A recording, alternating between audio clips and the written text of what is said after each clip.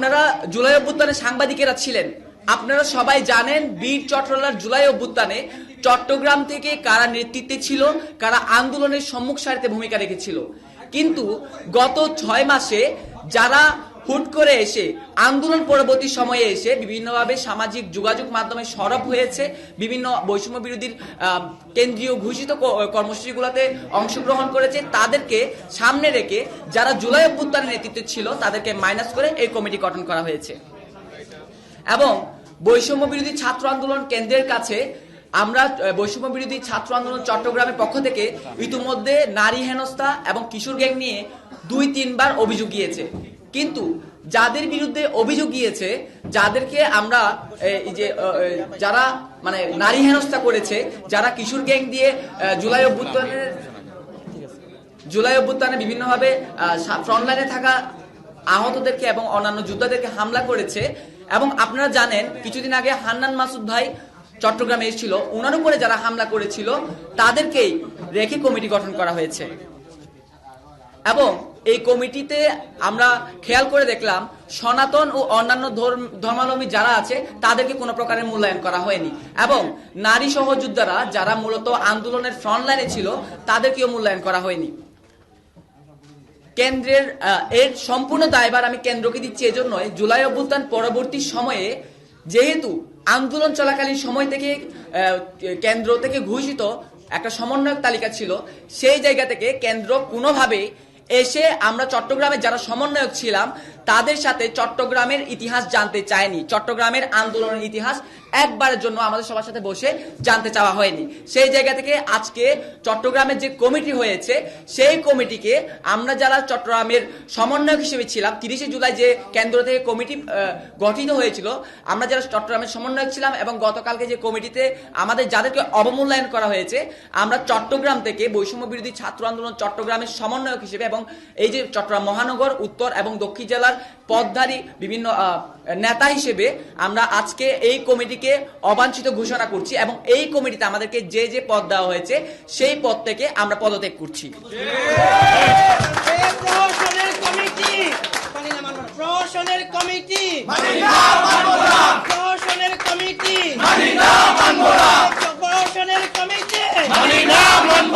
নাটকবাজি committee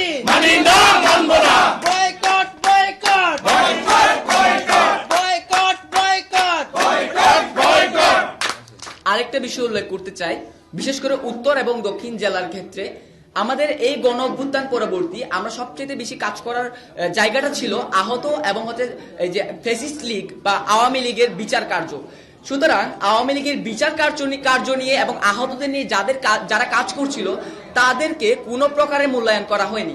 আমরা দেখেছি গত কয়েকদিন আগে আপনারা সবাই জানেন ট্রাইব্যুনালে ফারাজ করিম চৌধুরীর বাবাকে ফজলে করিম চৌধুরীকে তোলা হয়, এবং এই কাজের জন্য বৈষম্য বিরোধী ছাত্র আন্দোলনের পক্ষ থেকে উত্তর জেলায় যারা কাজ করছিল তাদের কাউকে এই কমিটিতে মূল্যায়ন করা হয়নি, এবং যারা আহতদের নিয়ে এই এতদিন ধরে কাজ করে এসছে তাদের কাউকে মূল্যায়ন করা হয়নি। মূল্যায়ন করা হয়েছে তাদেরকে যারা বিভিন্নভাবে 5 আগস্ট পরবর্তী সময়ে এসে চাটুকারিতা করেছে, যারা চাঁদাবাজি করেছে, যারা সন্ত্রাসী করেছে তাদেরকে। আমরা জানি 16 শহরে ছাত্রলীগের বা যুবলীগের একটা টর্চার সেল ছিল, সেই টর্চার সেল আমাদের মধ্যে কতক সমন্বয়কগণ 5 আগস্ট পরবর্তী চালু করে এবং কয়েকজনকে নির্যাতন করে, যার ডকুমেন্টস আমাদের কাছে আছে। আমাদের নাফিজা সুলতানা আমি আপনাদেরকে কিছুক্ষণের মধ্যে সেই ডকুমেন্টস দিবে। তাদেরকে চট্টগ্রামের কমিটির আহ্বায়ক এবং সদস্য সচিব করা হয়েছে। ডট গ্যাংকে স্বীকৃতি দেওয়া হয়েছে। আপনারা জানেন ডট গ্যাং ছিল ছাত্রলীগের একটা ভ্যানগার্ড হিসেবে কাজ করত, ছাত্রলীগের পৃষ্ঠপোষকতায় ছিল। সেই ডট গ্যাংকে আমাদের চট্টগ্রামের যে সমন্বয়কগণ আছেন এবং বর্তমানে যে কমিটি দেওয়া হয়েছে সেই কমিটির আহ্বায়ক রিজাউল এবং সদস্য সচিব নিজামউদ্দিনের নেতৃত্বে সেই ডট গ্যাং এখন পরিচালিত হচ্ছে, এবং এই নিয়ে অন্তত পক্ষে 10 থেকে 12 বার কেন্দ্রের প্রত্যেকজন, আমাদের হাসনাত আব্দুল্লাহ ভাই সহ সার্জিস ভাই সহ কেন্দ্রের প্রত্যেকজনকে আমরা অভিযোগ করার পরও তারা আমাদেরকে আশ্বস্ত করেছিল তারা এই বিষয়ে তদন্ত কমিটি গঠন করবে এবং তদন্ত করবে। কিন্তু গত 5 মাস হয়ে গেলেও আমরা তাদের পক্ষ থেকে কোনো তদন্ত কমিটি পাইনি এবং কোনো তদন্ত হয়নি, বরং যারা এই ধরনের হামলায় জড়িত ছিল, যারা এই ধরনের কিশোর গ্যাং নিয়ে আমাদের জুলাইয়ের যোদ্ধাদেরকে বিভিন্নভাবে হয়রানি করেছে, নারীদেরকে হেনস্থা করেছে, তাদেরকে কমিটিতে মূল পদে রেখে আমাদের শহীদের রক্তের সাথে বেইমানি করা হয়েছে বলে আমরা মনে করছি। আজকে এই বীর চট্টলা থেকে আমরা ঘোষণা দিতে চাই, এই যে কমিটি হয়েছে সেই কমিটির জন্য আমরা জানি এই কমিটির আহ্বায়ক হিসেবে, বৈষম্য বিরোধী ছাত্র আন্দোলনের কেন্দ্রীয় আহ্বায়ক হিসেবে অবশ্যই হাসনাত আব্দুল্লাহ ভাই দায়ী। সুতরাং এই কমিটি যত দ্রুত সম্ভব বাতিল করার জন্য আমরা আলটিমেটাম দিচ্ছি এবং আমরা বলছি যদি কোনো কারণে এই কমিটি বাতিল না করে তাদেরকে সুযোগ করে দেওয়া হয়, আমরা হাসনাত আব্দুল্লাহকে বীর চট্টলা থেকে অবাঞ্ছিত ঘোষণা করি। এই পর্যায়ে আমাদের মধ্যে বক্তব্য রাখবেন চট্টগ্রাম জেলা সমন্বয়ক জুবাইর আলম মানিক ভাই। আপনারা ইতিমধ্যে শুনেছেন আমাদের প্রায় চট্টগ্রামেও 11 জন শহীদ রয়েছে, 5 শতাধিক আহত রয়েছে। আপনারা যে এখানে একটা কমিটি হলো, এই কমিটির প্রেক্ষিতে যে একটা আমাদের আহত নিহত ভাইরা আছে তাদের সাথে যে একটা প্রতারণা প্রহসন করা হয়েছে, এই বৈষম্যগুলোর বিস্তারিত আপনারা শুনেছেন। আমি আমার জায়গা থেকে বলতে চাই, এখানে সাংবাদিক বৃন্দ যারা আছে বিশেষ করে তারাও আমাদের যে জুলাই গণ অভ্যুত্থান, এই গণ অভ্যুত্থানের অন্যতম অংশীদার। আপনারা দেখেছেন যখন সারা দেশে আন্দোলন স্থবির হয়ে পড়ে, তখন কিভাবে আমরা চট্টগ্রামে আন্দোলনকে জাগ্রত রেখে সারা দেশে আবার আন্দোলনকে বেগবান করি। ওই জায়গায় দাঁড়িয়ে আমরা একটা কথা স্পষ্টভাবে বলতে চাই, গতকাল যে কমিটি হলো হাসনাত আব্দুল্লাহ এবং আরিফ সোহেলের স্বাক্ষরিত, আমরা তাদেরকে একটা ক্লিয়ার মেসেজ দিতে চাই, যখন ইন্টারনেট বন্ধ করে দেওয়া হয়, যখন কেউ কারোর সাথে যোগাযোগ করতে পারতেছে না, আমাদের ঢাকা থেকে কেউ কিন্তু আমাদের সাথে যোগাযোগ করে নাই, আমাদের সাথে পুরো আন্দোলনে কিন্তু ঢাকা থেকে আমাদেরকে খুব একটা একেবারেই ওভাবে যোগাযোগ করা হয় নাই। ওই জায়গায় আমরা নিজস্ব দায়বদ্ধতা থেকে চট্টগ্রামের যারা শিক্ষার্থীবৃন্দ আছি আমরা সবাই মিলে কিন্তু ঢাকার, অনেকে বলে ঢাকার পরে চট্টগ্রামে বৃহৎ আন্দোলন হয়েছে, কিন্তু আপনারা লক্ষ্য করে দেখবেন যে চট্টগ্রামে ধারাবাহিক আন্দোলন হয়েছে এবং অনেকাংশে ঢাকা থেকে বৃহত্তর আন্দোলন কিন্তু চট্টগ্রামে হয়েছে। এই প্রেক্ষিতে আমরা বলবো, আপনারা অনেকেই বলে থাকেন, যেমন অবশ্যই আমরা তাদেরকেও শ্রদ্ধা করি, স্নেহ করি। আমাদের কেন্দ্রীয় কার্যনির্বাহীর সদস্য হিসেবে রাসেল আহমেদ আছে। কমিটি গঠনের পর আমরা তার সাথে যোগাযোগ করলে আমরা জানতে পারি এই কমিটি গঠনের বিষয়ে, প্রকাশের বিষয়ে তাকে কোনো রকম অবগত করা হয় নাই। কিন্তু আমরা খানতালাত রাফি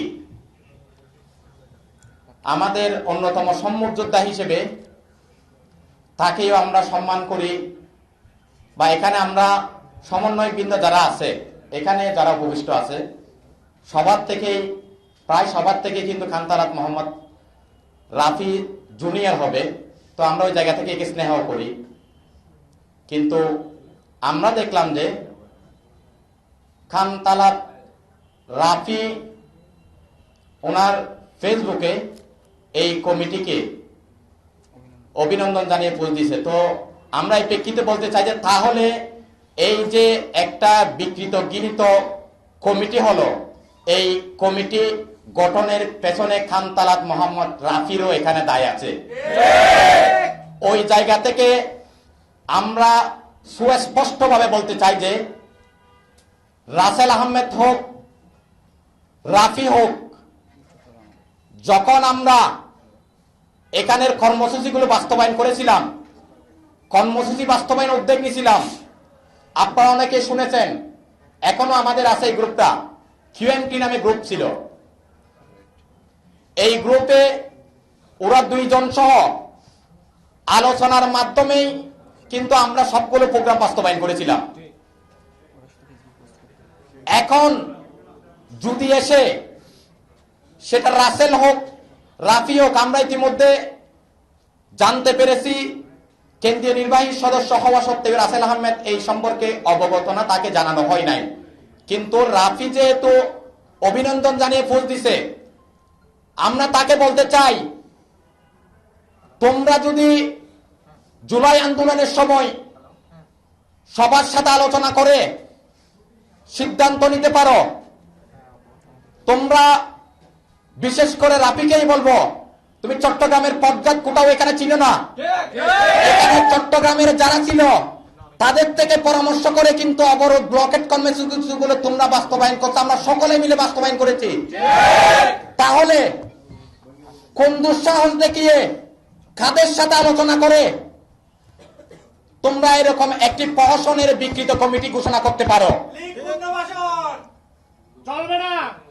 আমরা সেই জায়গা থেকে বলতে চাই যে আমরা অবশ্যই রাফিকের জবাব দিতে হবে। এই যদি জবাব দিতে না পারে, আমরা মনে করব সে যে জুলাই আন্দোলনে ছিল, আমাদের সবার সাথে যে পরামর্শ করে আমরা সকলে পরামর্শ করে প্রোগ্রামগুলো বাস্তবায়ন করেছিলাম, যে জুলাই আন্দোলনে যেমন চট্টগ্রামের পদঘাট সে চিন্ত না, আমাদের থেকে পরামর্শ নিয়েই আমরা সকলে মিলেমিশে প্রোগ্রামগুলো বাস্তবায়ন করেছিলাম। এখনো সে চট্টগ্রামের যে এখানে রাজনীতি, চট্টগ্রামের যে এখানে বিপ্লবী বীর চট্টলা বলে তাকে এখানে বীরদের জন্ম হয়, এই বীরদের মন মানসিকতা এর বুঝার মতো সেই এখতিয়ার এখনো তার হয় নাই। তাকে আমরা বলবো, সে যদি বীর চট্টলার যে বীররা আছে তাদের পাল বুঝতে না পারে, সে চট্টগ্রাম থেকে তার বাড়ি যে নেত্রকোনা সে সেখানে ফিরে যাক। চট্টগ্রামে এসে যদি কেউ চট্টগ্রামের এখানে যারা স্থানীয়রা আছে, চট্টগ্রামের আহতরা আছে, চট্টগ্রামের যে মূল আন্দোলনকারীরা আছে, আমাদের যে নারী সহযোদ্ধাবৃন্দ আছে, তাদের প্রতি যদি কেউ বৈষম্য করে, তাদেরকে অবমূল্যায়ন করে, আমরা বলবো সে রাফি হোক, সে হাসরাত আব্দুল্লাহ হোক, আলিফ সোহেল হোক, কাউকে গোনার আমাদের টাইম নাই। তবু আমরা বৈষম্য বিরোধী ছাত্র আন্দোলনের প্ল্যাটফর্মের প্রতি আমরা সম্মান প্রদর্শন করে তারা যে চট্টগ্রামের যেই মূল আন্দোলনকারীরা আছে তাদের সাথে কোনো ধরনের আলোচনা না করে একটি বিকৃত গৃহীত একপাক্ষিক কমিটি ঘোষণা করলো। এই প্রেক্ষিতে আমরা এখানে সাংবাদিক বৃন্দ আছে, আমাদের সহযোদ্ধা বৃন্দ এখানে আপনারা দেখে থাকবেন, একেবারে যারাই আছে এখন হয়তো কেউ টাকা দিলে অনেক টোকাইকে কিশোর গ্যাংয়ের মতো ডট গ্যাং এর মতো এখানে কালচার আবার কায়েম করতেছে। আমরা কিন্তু ডট গ্যাং কিশোর গ্যাংকে আবারও পুনর্বাসন করার জন্য আমরা জীবন দিনের রক্ত দিই নাই। ওই জায়গা থেকে আমাদের জুলাই আন্দোলনের এখানের মূল প্রত্যেকটা এখানে প্রতিষ্ঠানে যারা নেতৃত্ব দিয়েছিল, আমাদের ডানে বামে পেছনে সবাই কিন্তু এখানে উপস্থিত, সবাইকে আপনারা চিনেন। ওই জায়গা থেকে আমি একজন চট্টগ্রামের সন্তান, চট্টগ্রাম দক্ষিণ জেলার যাকে আহ্বায়ক করা হলো আমি চট্টগ্রামের আন্দোলন, আমি তাকে কখনো চট্টগ্রাম জেলার আন্দোলন আমি কখনো দেখি নাই। চট্টগ্রাম উত্তরের আহ্বায়ক করা হলো, এই আন্দোলন কিন্তু গোপনে হয় না, এই আন্দোলন ওপেন হয়েছে। আমি যারা এই কমিটি দিছে তাদেরকে চ্যালেঞ্জ করে বলবো, সেই একটি বক্তব্য দিছে, কোথাও গিয়ে স্লোগান দিছে, আমাদেরকে একটা বক্তব্য স্লোগানের ভিডিও দিতে বলেন। চট্টগ্রাম মহানগরে যে আহ্বায়ক হলো তার বিরুদ্ধে আমাদেরকে কেন্দ্রে নিয়ে গিয়েই বিভিন্ন নারী হেনস্থা থেকে শুরু করে এখানে কিশোর গ্যাংকে পুনর্বাসন, চাঁদাবাজি, টর্চার সেল গঠন, এগুলোর বিষয়ে অভিযোগ দাখিল করার পর কেন্দ্র থেকে আশ্বস্ত করা হয়েছিল তদন্ত কমিটির মাধ্যমে এগুলোর ব্যবস্থা নিবে। তাইলে আমরা কেন্দ্রীয় নেতৃবৃন্দ যারা আছে, বিশেষ করে হাসনাত আব্দুল্লাহ, আরিফ সোহেলকে বলতে চাই যে আপনারা অভিযুক্ত কোন ব্যক্তির অভিযোগ নিষ্পত্তি না করে আপনারা এভাবে কমিটি দিতে পারেন না। তাহলে আপনাদের সাংগঠনিক হিতাহিত জ্ঞানের অভাব আছে।